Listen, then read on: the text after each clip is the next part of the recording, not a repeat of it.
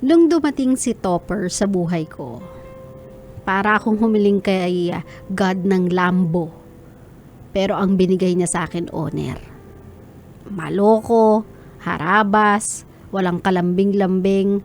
Alam mo yon, yung typical na barumbado. But with me, he can be the most gentleman type of lalaki. He was thoughtful, and sa tipo niyang siga, ako yung prinsesa. Ako sa mga babae yung untouchable. With me, para siyang batang malambing at pusong maamo. Even when nagkakaroon ako ng personal na problema sa school, sa family, even financially, andyan siya palagi. He may not have much, but he was willing to give me everything he have. With a man like that, how can I say no? 15 blissful years together. Na-diagnose siya with cancer stage 4. We don't have much, so sabi niya, let's just live our lives together kasama ng mga bata sa probinsya.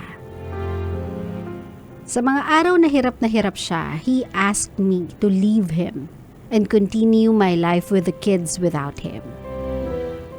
I said no. So tinanong niya ako, bakit?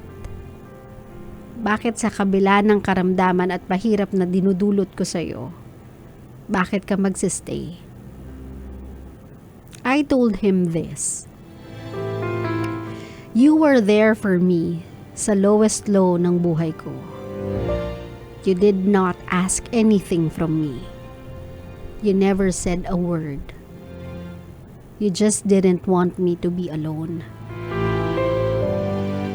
So it's time for me to do the same thing. Not to make you feel alone. That was our rule of love. To never make each other feel na mag-isa sila. Kaya kahit ngayong wala na siya, kada dampi ng hangin sa mukha ko, patak ng ulan, dama kong hindi ako mag-isa. Hanggang sa dulo, kahit hindi nakikita, alam kong nakagabay pa din siya sa amin. My very own barumbadong anghel sa langit.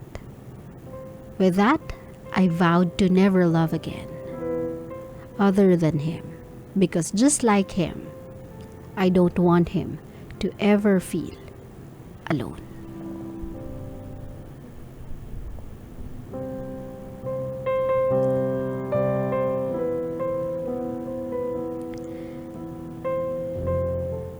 A rule of love mula sa dalawang taong magkaiba ng personalidad, but they wanted to be together. They vowed to be together. Ang rule of love, never let each other feel that they are alone. Kahit ano pa yung pinagdadaanan nila sa buhay, kahit hindi sila magsalita, kahit hindi sila mag-open up, kahit wala kang magagawa sa problema nila, your mere presence, yung pakiramdam lang na andyan ka, na ready silang saluin whenever they fall, is good enough. Is more than enough para sa mga taong nagmamahal sa inyo. Kasi imagine how important you are sa buhay nila. Yung impact ng presence ninyo sa buhay nila sometimes is more than enough para makahugot sila uli ng lakas para lumaban. Sabi ko nga sa inyo, my love, distance will never make your partner feel like they are alone as long as you'll be present in their lives. Sa dami-dami ng way to connect with each other, sa dami-dami ng paraan para makausap mo, makakonekta ka sa mga taong mahal ninyo even when malayo sila sa inyo, it's impossible that they will still feel alone kapag nagagawa mong gamitin yung mga tools na yon to your advantage because you want to. You want to reach out, You want to be with them. You want to communicate with them. You want them to feel na andun kayo. Hindi kasi rason, my love, ang distansya eh. To give up on love, to give up on relationship, to give up on the people that you love. Sabi nga nila, pag may gusto, may paraan. Pag ayaw, maraming dahilan. So, para sa ganitong klase ng pagmamahal, kapag yung tao kasama ninyo sa highest high ninyo, someone who makes you feel like you are alive, someone who makes you feel loved, being taken care of, natatanging taong nagpapakulo ng dugo mo on a certain level, and yet, hindi mo kayang iwan. And yet, alam mo sa sarili mo na kahit ito, yung rason kung bakit masakit yung ulo ko, ito pa ring taong to yung dahilan kung bakit masaya ako. Then, my love, never let them feel that they are alone in the battles they have in life. Any battles they have in life. You know how it feels when you really know your partner, kung kilala mo talaga sila and they're just not acting the same way that they act every day. Yung parang may slight pagkakaiba sa mood nila. When you love a person, grabe yung ano mo eh, yung sense mo to details, yung attention mo to details. So kapag nag-iba ng konti yung mood niya, alam mo na sa sarili mo na ay may pinagdadaanan to, ay may dinaramdam to, ay may iniisip to. So kung ikaw yung taong nagmamahal, you would offer your hand.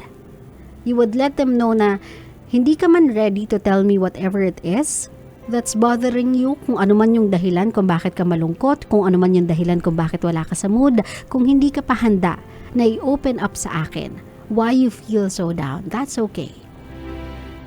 But I want you to know I am here. I want you to know na I'll still be here. When you feel like talking, when you feel like opening yourself up, I will listen. But for now, let me be here with you. In the same moment, my love, na kapag totoong nagmamahalan yung mga tao, talagang sobrang iba yung level, yung foundation ng relationship nila. Mapapansin mo, lalo na yung mga long-lasting couple, hindi naman talaga sila madate eh. Hindi sila yung tipo ng couple na kung saan-saan nakakarating.